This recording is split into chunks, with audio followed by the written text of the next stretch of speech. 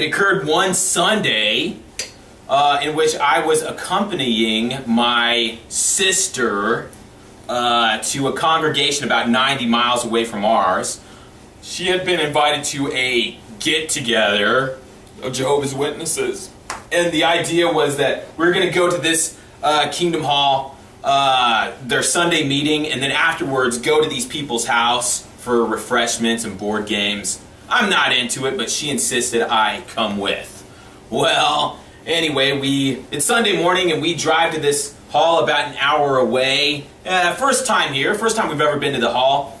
We enter into the foyer area and they have a little coat room where we go and hang up our coats. I set my book bag down, I hang up my jacket, and I turn around and there's this little guy standing there. He just appeared behind me. And he's looking at me like this. I'm surprised to see him there. I'm like, oh, hi, how you doing? He doesn't say anything. He just stares at me. He's a little guy, about 5'2". He has white hair. I guess he's about 55, 60 years old. Short white hair, but then he has a curly Q in the front. This big curly Q in the front of his hair. And he's wearing this little suit with a bow tie. He extends his hand like this. Like he's the Queen of England. And I'm like, oh. And I start shaking his hand. And he says, Larry Bird. And I say, I'm shaking his hand and I say, your name is Larry Bird? And then he walks away. When he walks away, by the way, he walks like this.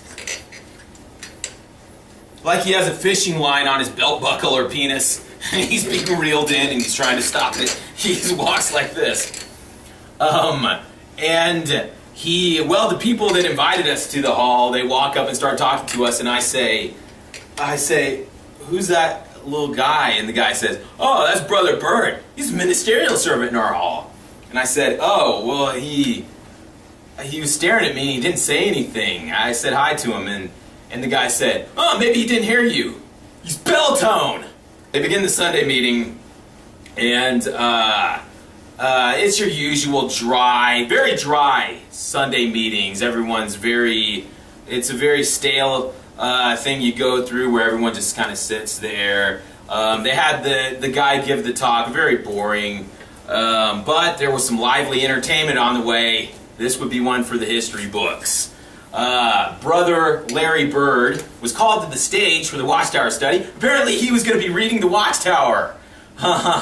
He was going to be sitting to the side and read the paragraphs for the discussion. And I couldn't help notice that when he ascended the steps of the stage, he turned to the microphone very flamboyantly and stood there like this, holding his Watchtower. I'm getting creeped out. I can't tell if he's staring at me. He seems to be looking directly at me. I can't tell if he's staring vacantly or he's fixating on me. But I'm like, oh God. And I'm just trying to like pay attention to my Watchtower here, but and the Watchtower had something to do with draw close to Jehovah, and he draws close to you. And Larry begins reading paragraph 1. Jehovah's Spirit. What is it? Can we see it? Can we smell it? I'm really getting creeped out. I don't want to be there. I didn't want to be there in the first place. We're here. This I'm really uncomfortable with this whole thing, but as the paragraphs went on, we come to paragraph 7 or 8 and it's talking about Potiphar's wife. Or as Larry says, Potiphar's wife and Joseph trying to seduce him. And on the A question, Brother Bird raises his hand. But he doesn't just raise his hand like a normal person. He cups his hand like he's holding a gift to Jehovah or something. He does it like this. Well, the brother on stage calls on him, and Brother Bird proceeds to give the most mind-blowing, and I've been to a lot of Watchtower studies, folks. I have never heard a comment like this. This was universal, mind-blowing. Well, Brother Bird is going to, typically at the Watchtower study, the idea is that you're going to give a 30-second or less comment, basically repeating what's in the mag. You're supposed to put it in your own words so that it sounds good, but what they want you to do is read what was in the paragraph there. Well, he decides instead to give a experience, which is not unheard of, but this comment went on for 7 or 8 minutes. Brother Bird recounted a field service experience. Well, he's out in service and he's at this door. Rings the doorbell, and a very beautiful woman answers the door. And she's wearing a bathrobe. And it looks like she's just woken up, but Brother Bird gives his presentation, and the woman says, "Have you been here before? I've seen these magazines. My husband and I are very interested in them."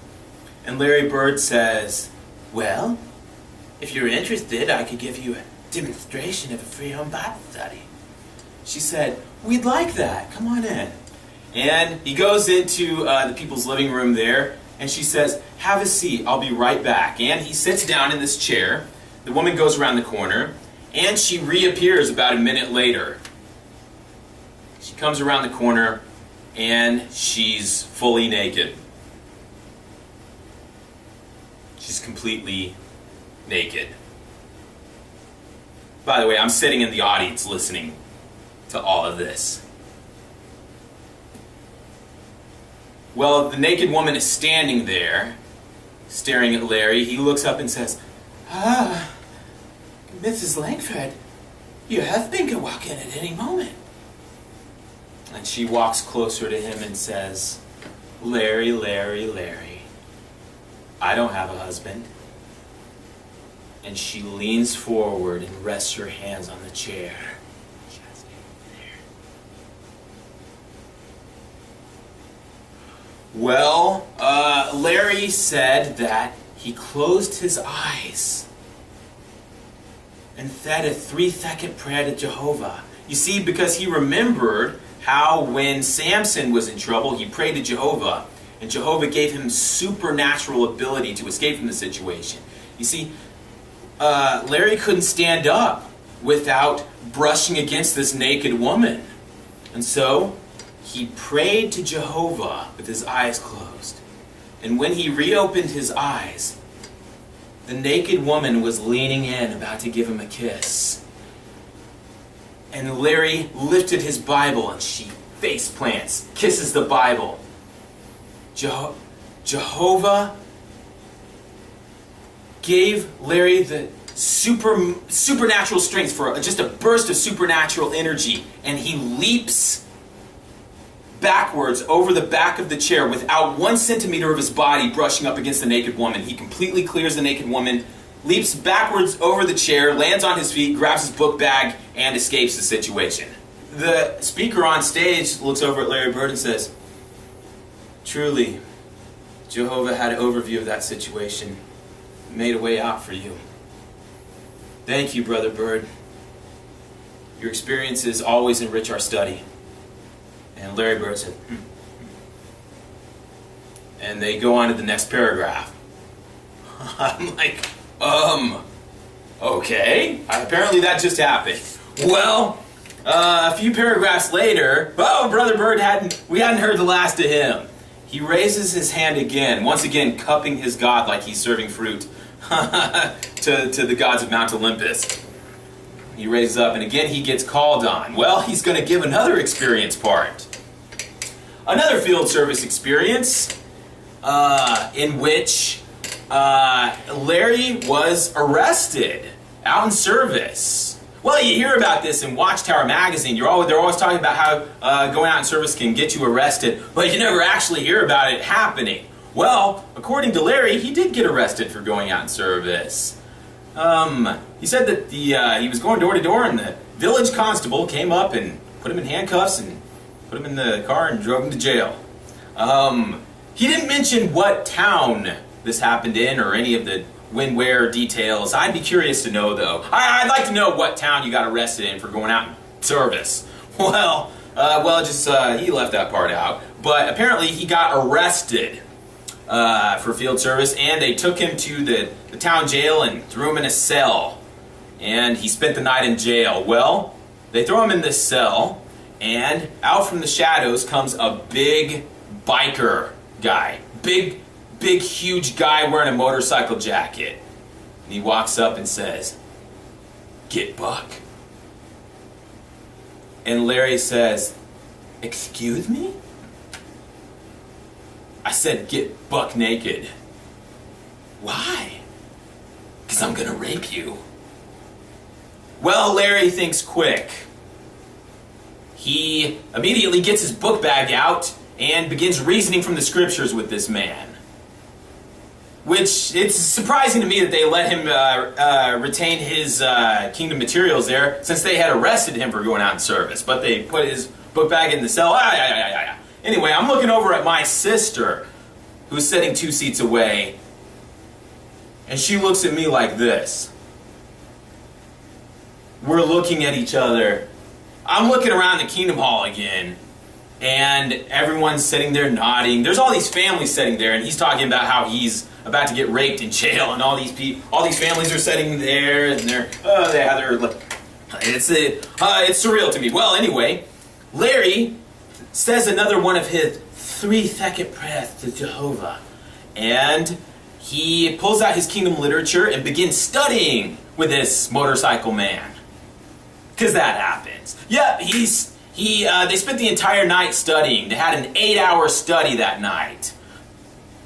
Well, that morning the jailer reappears and said, "Sorry for the mix-up, Larry, you're free to go," and unlocks the cell door. Well, Larry stands up and the motorcycle guy shakes his hand. Says, "I want you to know, if you had been anyone but a Jehovah's Witness, I would have raped you."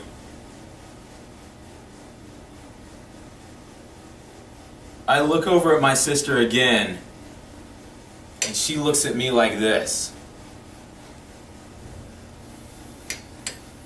I'm looking around the hall. People are nodding, smiling. I look over at my sister. She's writing a note to me, and she folds it up. She scoots it across the seat. I open the note. They continue reading the paragraphs. I open this note from my sister and I look at it. It says, "As soon as this meeting is over, could you find out if Brother Bird is single?" You've heard of the Jehovah's Witnesses, right?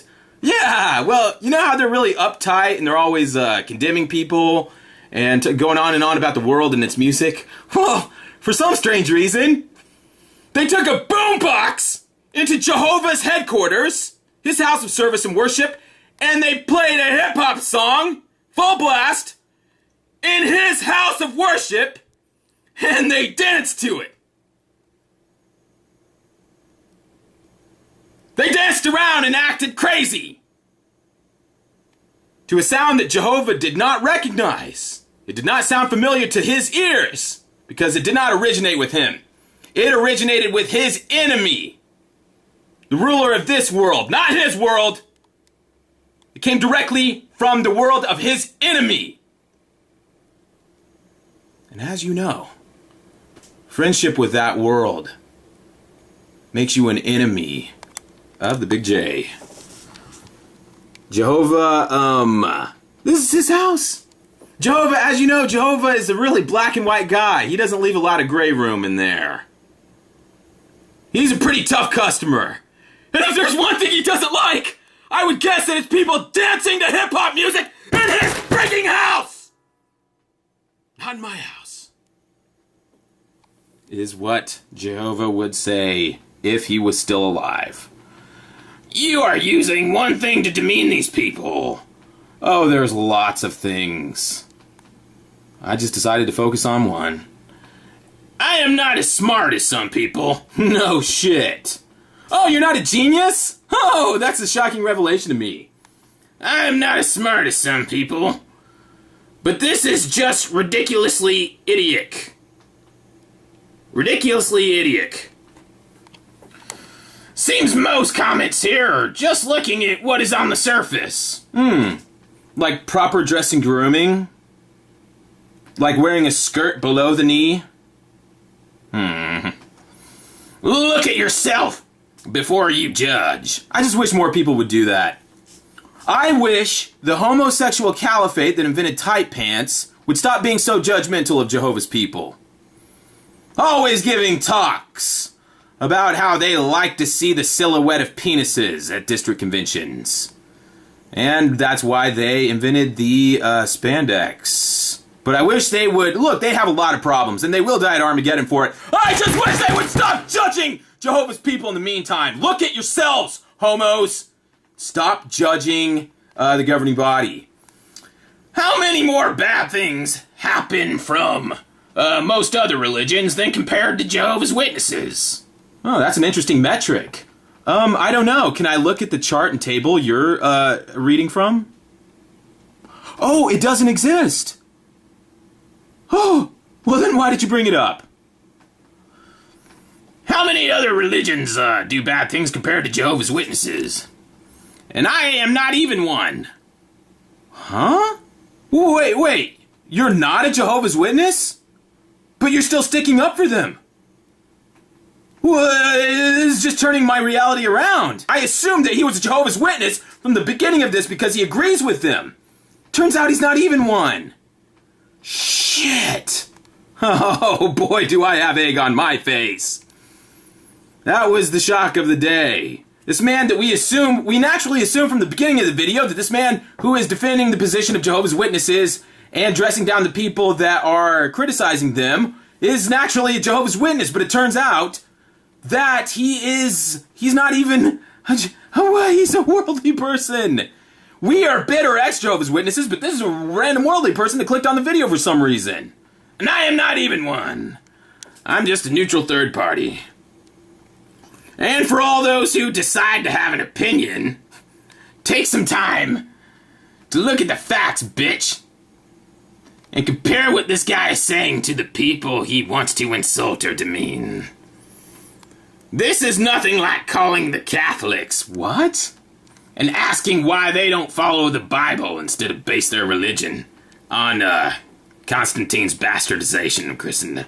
If you've lost track of what we're doing, this is the video where the people they decide to play hip hop music in Jehovah's house for some reason, and then they're the people that say don't do things like that, and now they're playing MTV music in Jehovah's house, and they're doing kicks. They're not just wiggling a little bit from side to side. They're doing kicks in the air. They're doing like Taibo stuff. This is not normal in Jehovah's world. This is not a normal thing that happens. And so it was very shocking to see it take place. And also, they didn't want us to know that it took place. That was the big thing. They kept saying again and again, you weren't supposed to see that. And that's where they got angry and incensed, and they said, that was not for you to be viewing. And, well, it has to do with Constantine's bastardization of Christianity. You bitches and bastards. You, my friend, and those that agree with you, are narrow-minded and opinionated. People who misuse donation money and disrespect God's house demean themselves. I had nothing to do with it. You see, an inconvenient fact is I did not prod or preposition anyone to do this. They did this themselves.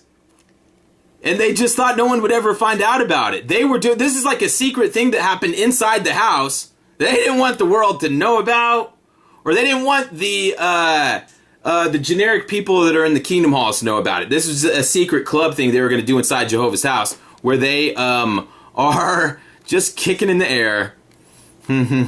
Just kicking at invisible demons. Invisible sky demons in the air. And, well, there was a backlash. There was an uproar and a huge amount of anger. But here's the odd thing. The backlash for this scandal was directed at the viewer. Not the people kicking in the air to worldly music.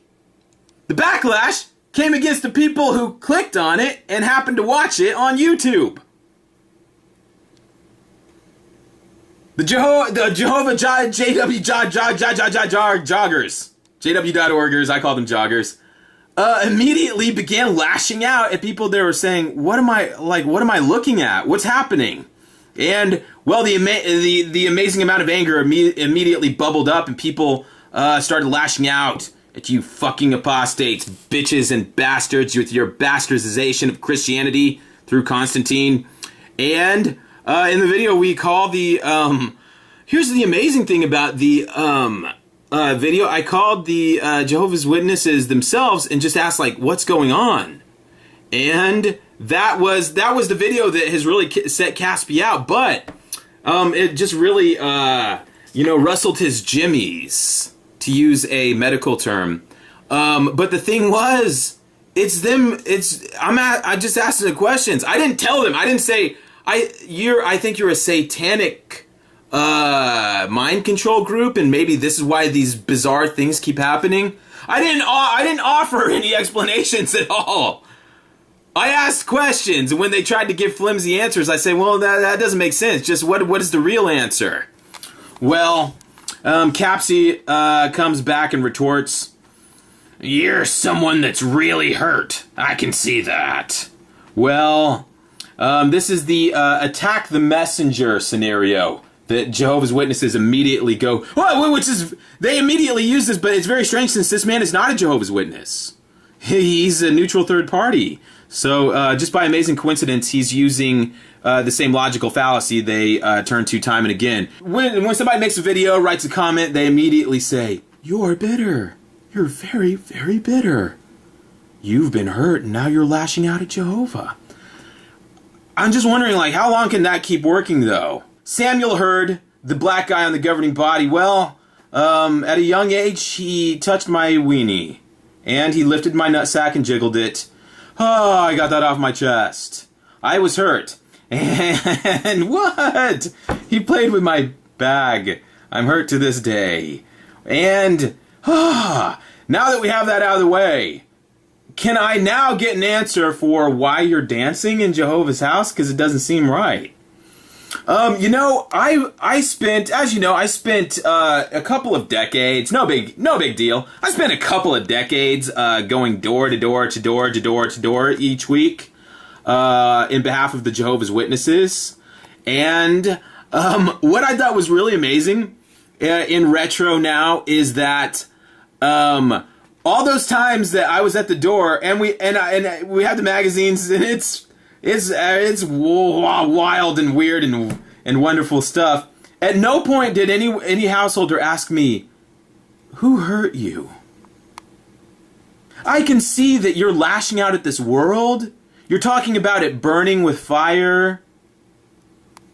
What did this world do to you that you're externalizing that hurt? You want to see this world go down? Armageddon is going to wipe us all away, and you're going to live forever, right? Who hurt you? I guess the hurt is manifesting itself in weird ways.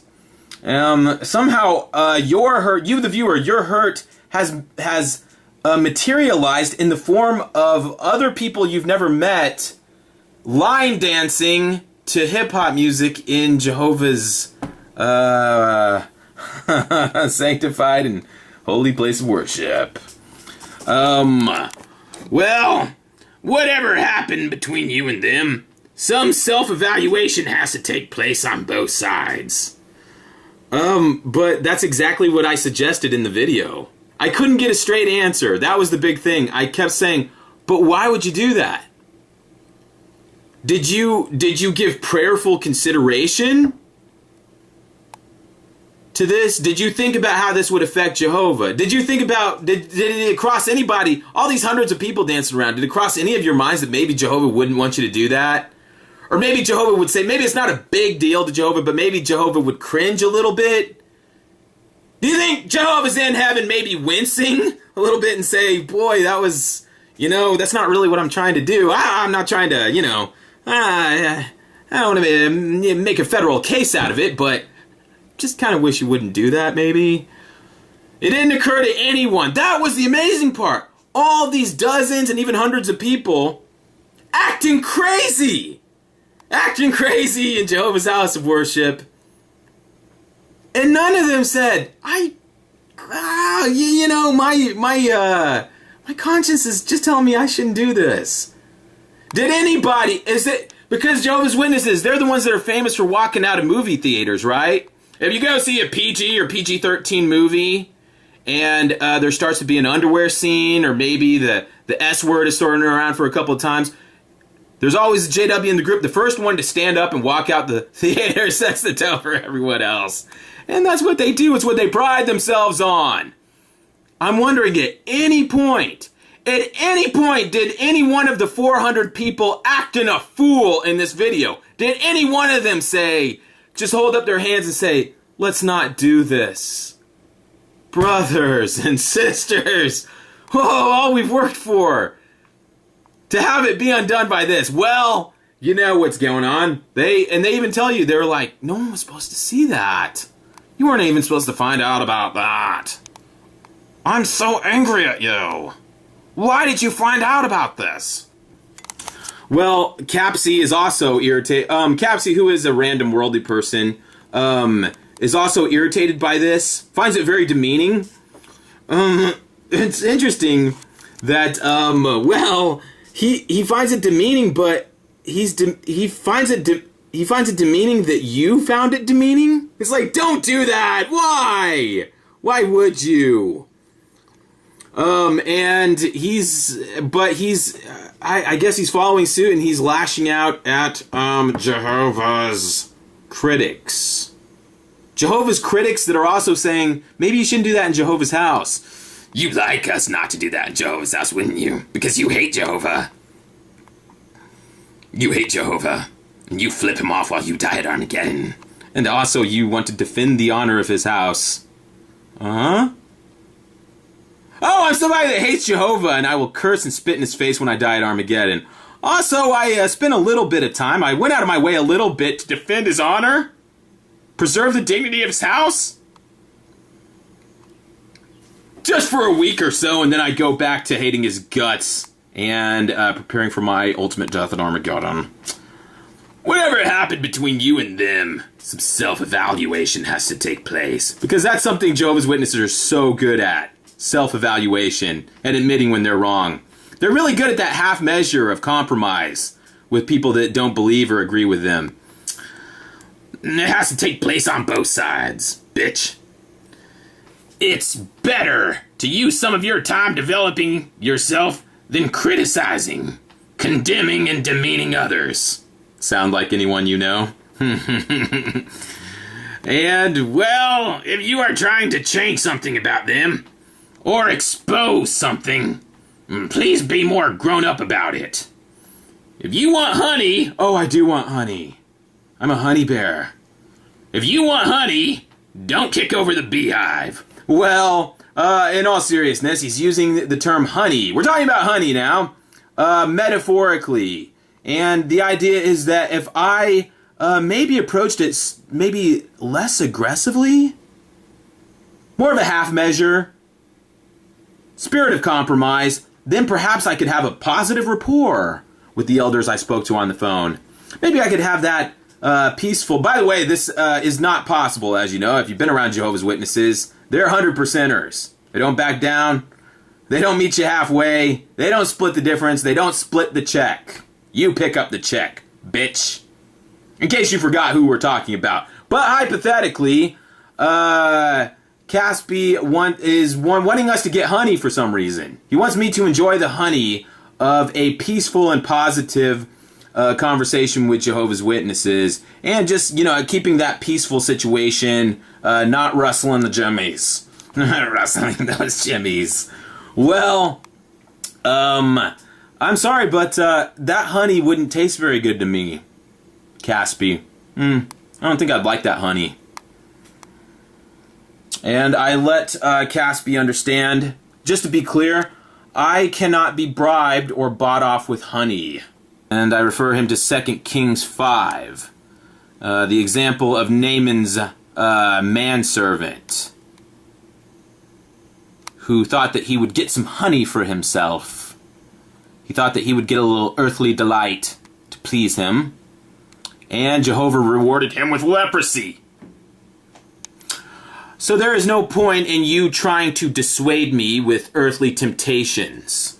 See Matthew 16, 22 and 23, which shows the folly of thinking not God's thoughts, but those of men, which Jesus rejected.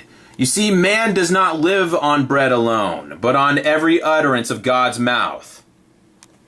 And the food, quote unquote, I hunger for, is not Satan's honey, but rather to do the will of him that sent me. And since, Caspi, you are such a proponent of self-evaluation, let's begin with you. Why does it not offend your eyes to see people reveling with dance on the very roof of God's holy temple? Why does it not burn your ears to hear people lie about the misuse of God's money? Are you not unlike Saul of Tarsus, bystanding the murder of Stephen and telling yourself it's all good and fine? If the dignity of Jehovah's name and the proper use of the widow's 2 coins means so little to you, then what business have you meddling in the internal affairs of his house? See Ezekiel 9. The error of the house of Israel and Judah is very, I repeat, very great. And the land is filled with bloodshed, and the city is filled with crookedness. For they have said, Jehovah has left the land, and Jehovah is not seeing. Let me ask you in the audience. This man who... Wait, let's stop here. We're going to time out for a minute. I just wanted to refresh your memory of what is actually going on here. We'll just time out here, take a quick breather. Look at this man here. Now look at this man. Look at that fool. Let me ask you, the viewer, do you suppose that any of these people you see dancing around like jackasses on the roof of Jehovah's house, waving Jehovah's pots and pans around like it's a joke, doing kick squats on the top of Jehovah's house? Do you suppose, what do you think was in their mind? Do you think they were thinking about Jehovah, pleasing him, sanctifying his name, preaching the kingdom? Or do you suppose that maybe it was something more like the ancient Israelites that said to themselves, Jehovah's not seeing me at this moment. I'll push Jehovah out of my mind. Doesn't matter at this moment. I am a queen. I will not be brought to ruin. Do you think it's something along those lines? By the way, when I called the Jehovah's Witnesses and asked about why would you be doing this, I posed the question to them. I didn't give them the answer. I said, what would possess you to do something like this? What on earth were you thinking? Because you weren't thinking about Jehovah, were you? The answer that I got back was, we didn't do this. This wasn't us. This wasn't Jehovah's organization. You see, this was a random individual that went off the reservation and chose to do this themselves. As if there is that liberty that you can walk into Jehovah's temple and do whatever you please for hours or days on end. This video took a minimum of dozens of hours to complete. How many man hours were spent on this video? Days? But we were specifically... Hey, you heard it yourself! You heard it with your own ears! They said they didn't do it. It wasn't Jehovah's organization that did it. It was an individual that made that decision for themselves. Because people at Bethel are at liberty to make those sorts of decisions for themselves. It's kind of a free-for-all there, in case you hadn't heard. Well... and the person I spoke to swore up and down that this was a random individual and that it was their video. Oh, and by the way, stop spreading it around. We need you to stop circulating this video, which doesn't belong to us. It was an individual's decision, and he made it himself. It was not produced in any way in connection with the Watchtower Society. And, well, anyway, well, that's what he said. But I thought it was very interesting that a week later, this video was removed. My copy of this video was removed for 2 weeks because there was a copyright claim made against me by somebody named Joe Bethelite. But here's the clincher, folks. Joe Bethelite was represented by a Watchtower Society lawyer. And I was notified of this via email, that the Watchtower Society's legal department would be handling his copyright claim. Does this all seem 100% honest to you? Well, anyway, we'll return to Caspi here. Caspi is out of control, so we're trying to bring him to his senses. I am wondering why he thinks it's okay to stick up and defend for these people that are disrespecting Jehovah's House. See, he doesn't. He doesn't seem to be bothered by people kick dancing on top of Jehovah's House, but he's taking great offense to people that are saying, "Why would you do that? Why are people dancing on Jehovah's House? I didn't expect to see that, and I don't like it." He took great offense to that. However, people kick dancing in Jehovah's House doesn't bother him. However, God says, "My eye will not feel sorry for them, the way that Caspi's eyes feel sorry for them. Neither shall I show compassion. Their own way I shall certainly bring down upon their heads." So tell me, Caspi, are you reassuring your heart that there is no God, like the fool of Psalm 14:1?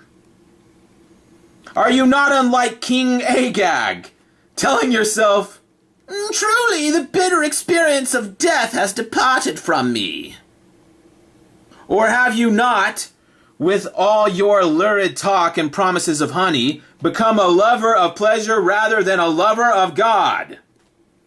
And we return to the Gospel of Matthew, chapter 23, verse 2. The scribes and the Pharisees have seated themselves in the seat of Moses. I want you to stop and think about that. Excuse me. First century Judea, city of Jerusalem. I want to take you back there for a moment. Was there another organization brandishing Jehovah's name? No. Did Jehovah have another organization that he was working through? At the time Jesus was born and appeared on this earth? No. He had one organization. One people preaching and speaking about his name, correct?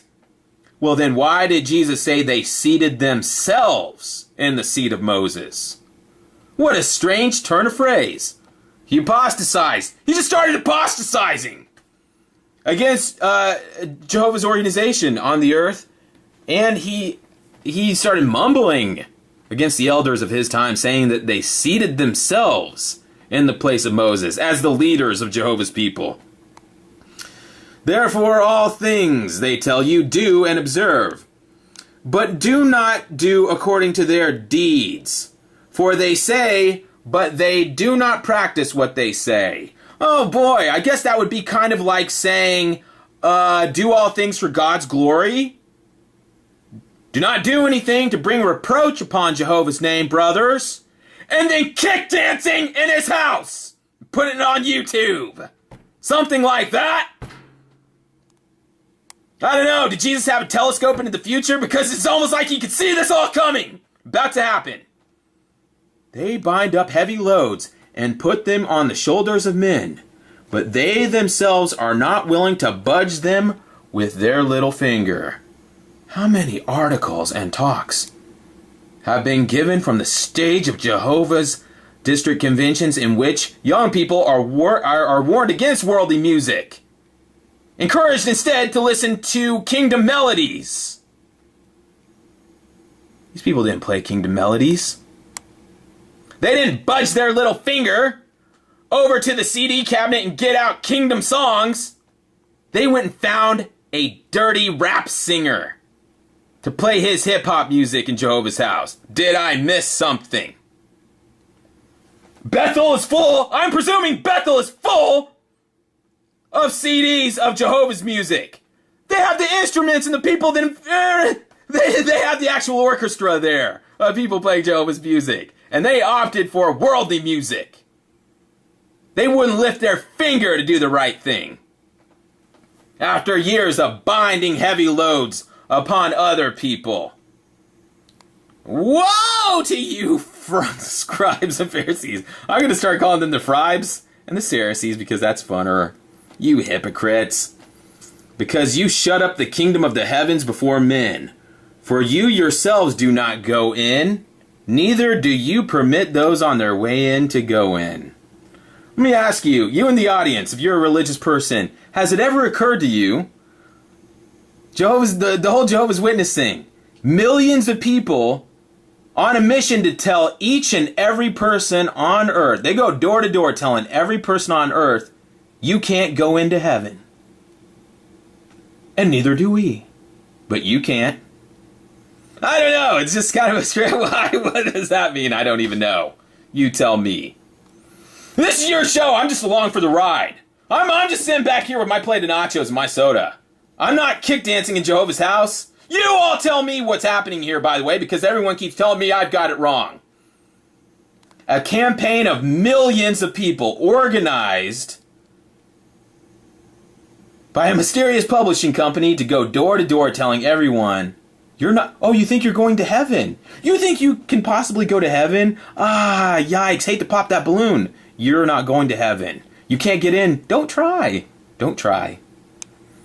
Woe to you, scribes and Pharisees, hypocrites, because you rustle jimmies. Because you travel over sea and dry land to make one proselyte, and when he becomes one, you make him a subject for Gehenna twice as much as yourselves. Does that sound like anyone you know? Who is it that goes door to door looking for people to baptize? And then they disfellowship. They disfellowship them 2 years later. They're disfellowshipping people faster than they can make new disciples, right? Boy, it almost seems like they're working against Jesus, doesn't it? He wanted them to go make disciples of the nations. Oh yeah, we'll do that. Then we'll disfellowship them. Woe to you, scribes, Pharisees, hypocrites, because you cleanse the outside of the cup and of the dish, but the inside they are full of greediness and self-indulgence. Blind Pharisee, cleanse first the inside of the cup and the dish, so that the outside may also become clean. Woe to you, scribes and Pharisees, hypocrites, because you resemble whitewashed graves, which outwardly indeed appear beautiful, but inside are full of dead men's bones and of every sort of uncleanness. How beautiful, can I ask you in the audience, how beautiful does Samuel Hurd and Mark Sanderson, how beautiful are their Rolex watches to you? Those Masonic rings they wear on their pinky, aren't they beautiful? What? They are!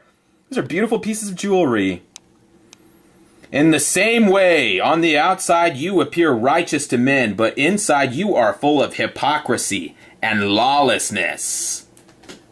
It's almost as if you would be summoned to court by Caesar's authorities and refuse to show up because you're Jarrett Loesch and you can pay $1 million fine. You can pay a fine for not showing up one morning. More than most people will make in their entire lives. You'll throw that down on the court counter and say, I'm not showing up. You bastardized Christianity through Constantine. Therefore I will not show up. Woe to you. One thing I'll say about Jesus, he loves saying, whoa to you. He was from Back to the Future. Scribes and Pharisees, hypocrites, because you build the graves of the prophets and decorate the tombs of the righteous ones. And you say, if we had lived in the days of our forefathers, we would not have shared with them in the shedding of blood of the prophets. Therefore you are testifying against yourselves that you are the sons of those who murdered the prophets. Well then, fill up the measure of your forefathers, bitch. Serpents, offspring of vipers. How will you flee from the judgment of Gehenna? Gehenna. In case you forgot what's going on, let's just do a quick catch up here.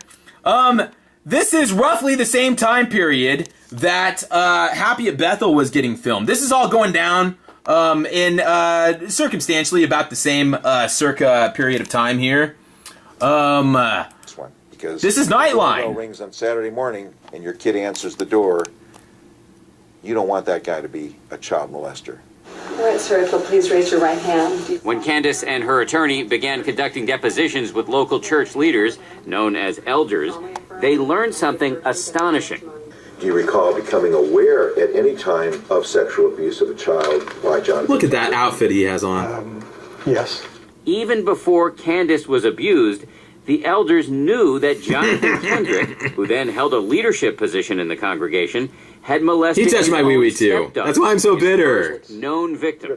He gave me a mustache Suggested ride. Touching her one evening when he came home. And yet the elders did not call the police. That man also and touched my did wiener. not warn I'm the rest of the congregation. so bent out of shape about that. I can't let it go. Yeah, I was disgusted. I was absolutely disgusted. It was more liked damage it. control at that point than saving somebody. You are such a liar. What was the reason that the congregation was not notified? We don't make that public to the congregation. That's confidential. A confidentiality policy set by the church leaders back in New York. In a series of letters to elders across the country on the issue of child abuse, the Watchtower made its policy clear. I feel like dancing. Though they acknowledge that some states about the have rest child of abuse you? reporting laws. They I feel like showing my allegations dance should otherwise moves be kept secret to all to the Jehovah. church leaders, because worldly people are quick to resort to lawsuits if they feel their I rights hate worldly have been people. violated. They're always dancing on Jehovah's Kept an roof. eye on his actions while he was in the congregation. They also removed Kendrick from his leadership position per Watchtower policy on the grounds of... Aw, no more mustache rides. North Fremont congregation of Jehovah's Witnesses abhor child abuse of any form. In court, Jehovah's Witnesses abhor child abuse in any form, and in fact, they felt so guilty about all the stuff that had happened to the children in their care that, Samuel Hurd and Mark Sanderson, they took their $20,000 Rolex watches off. They removed their Masonic pinky rings, donated the money to charity. They covered themselves with ash and sackcloth, began beating their breast and wailing with despair. They laid upon the ground for days without food or drink, in the hopes that Jehovah would spare the life of their child, their unborn child together. And, well, no, I'm just kidding. Here's what really happened. This is the same time period. I just want to show you how they actually reacted when all this Nightline stuff was going down. Ooh, feels good. Feels good to be in Jehovah's world. Ah, kick dancing. Kick dancing is how they show they abhor the current events that are happening. There's one more dance I want to show you. It's beautiful. Bible and Tract Society are covering up all kinds of Jehovah's Witnesses, once known for their good behavior and mild demeanor, are now known for their kick moves. Excuse me, mate, we're just trying to protect the children here. Fuck you, children. Fuck you, Trying to leaflet. protect the children of the congregation. Is that such a bad thing? We'll protect them by kicking their fucking faces in. Causing problems. What problem's that, mate? Yourself, because you've already like all the court cases. Yeah, and everything got chucked out, mate. Yeah, not guilty. Your contributions are going towards paying these fines for child molesting. Sorry, could you leave? The Watchtower Bible and Tract Society settle out of court. Derek, outside the gates, mate. Get to read about it. Derek, Derek, how you go, mate? outside the gates, mate. They can still hear you.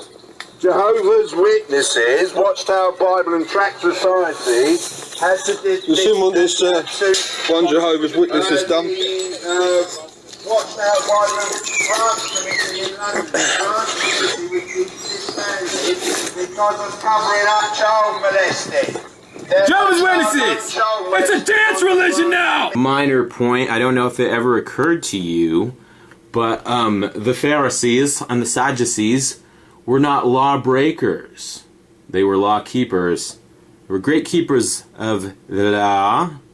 And, well, they were always wagging their finger at Jesus and lecturing him, but the things they were saying were true. You ever think about that? They were just like the Jehovah's, and that they followed the law. They kept the law. Just like these Jehovah's in the courtroom. They would not budge the law with their little finger, not even for a child. And they, you'd think Jesus and Jehovah would be happy about that, since they are Jehovah's official organization, just like the Pharisees and the Sadducees. And they didn't break the law, they kept the law. They did what they were supposed to be doing. Well, how does that fit into your equation, buddy? And for some reason, Jesus, you think he'd like it a lot, but for some reason he didn't. Well,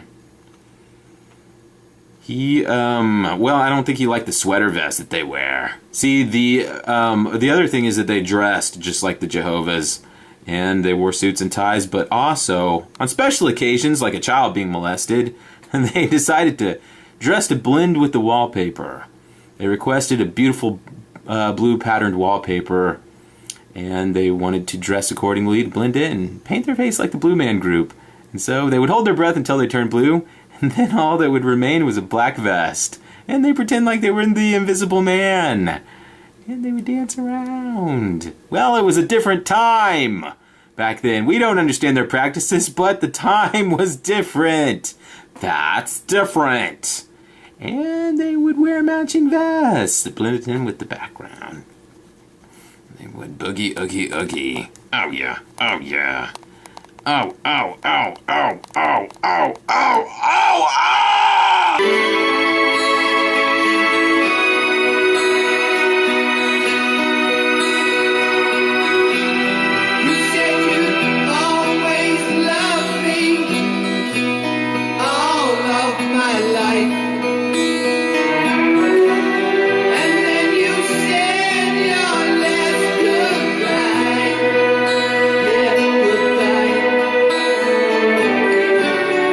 And he's looking at me like this.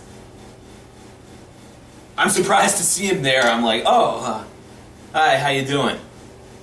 He doesn't say anything. He just stares at me. He's a little guy, about 5'2". He has white hair. I guess he's about 55, 60 years old. Short white hair, but then he has a curly Q in the front. This big curly Q in the front of his hair. And he's wearing this little suit with a bow tie. He extends his hand like this, like he's the Queen of England, and I'm like, oh. And I start shaking his hand, and he says, Lowy, Boyd. And I say, I'm shaking his hand, and I say, your name is Larry Bird? And then he walks away. When he walks away, by the way, he walks like this. Like he has a fishing line on his belt buckle or penis, and he's being reeled in and he's trying to stop it. He just walks like this. And the people that invited us to the hall, they walk up and start talking to us, and I say, who's that little guy? And the guy says, oh, that's Brother Bird. He's a ministerial servant in our hall. And I said, oh, well, he... I've been a long, long time waiting for you. I didn't want to see you go. Oh, no, no. I know it's hurting so much. It occurred one Sunday in which I was accompanying my sister to a congregation about 90 miles away from ours. She had been invited to a get-together of Jehovah's Witnesses. And the idea was that we're going to go to this Kingdom Hall, their Sunday meeting, and then afterwards go to these people's house for refreshments and board games. I'm not into it, but she insisted I come with. Well, anyway, it's Sunday morning and we drive to this hall about an hour away. First time here, first time we've ever been to the hall. We enter into the foyer area and they have a little coat room where we go and hang up our coats. I set my book bag down, I hang up my jacket, and I turn around and there's this little guy standing there. He just appeared behind me. He was staring at me and he didn't say anything. I said hi to him and the guy said, "Oh, maybe he didn't hear you. He's bell tone." They begin the Sunday meeting and it's your usual very dry Sunday meetings. It's a very stale thing you go through where everyone just kind of sits there. They had the guy give the talk, very boring, but there was some lively entertainment on the way. This would be one for the history books.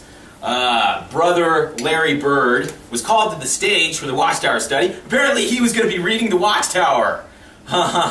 He was going to be sitting to the side and read the paragraphs for the discussion. And I couldn't help notice that when he ascended the steps of the stage, he turned to the microphone very flamboyantly and stood there like this, holding his Watchtower.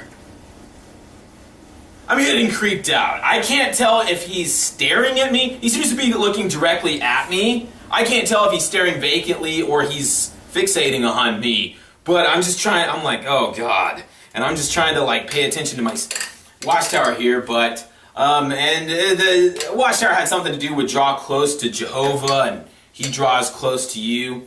And Larry begins reading paragraph 1. Jehovah's Spirit. What is it?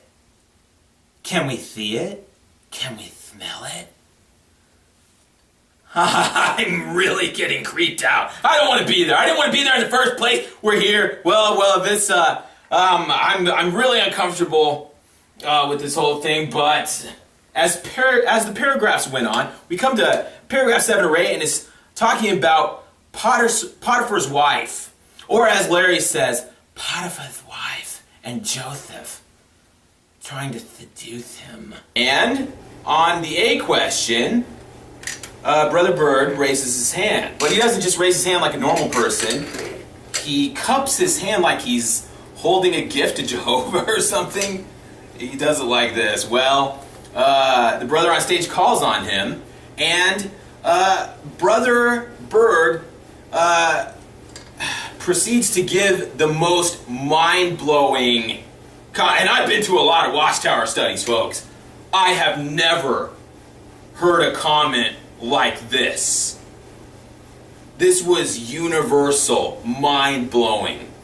Well, Brother Bird is going to, typically at the Watchtower study, the idea is that you're going to give a 30-second or less comment, basically repeating what's in the mag. You're supposed to put it in your own words so that it sounds good, but what they want you to do is read what was in the paragraph there. Well, he decides instead to give a experience, which is not unheard of, but this comment went on for 7 or 8 minutes.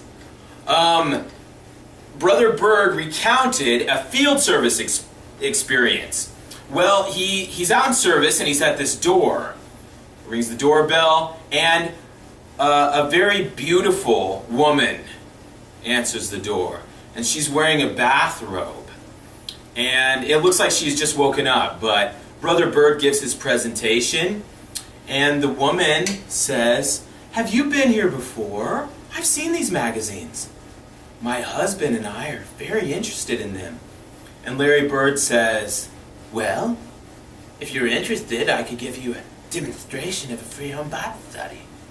She said, "We'd like that. Come on in." And he goes into the people's living room there, and she says, "Have a seat. I'll be right back." And he sits down in this chair. The woman goes around the corner,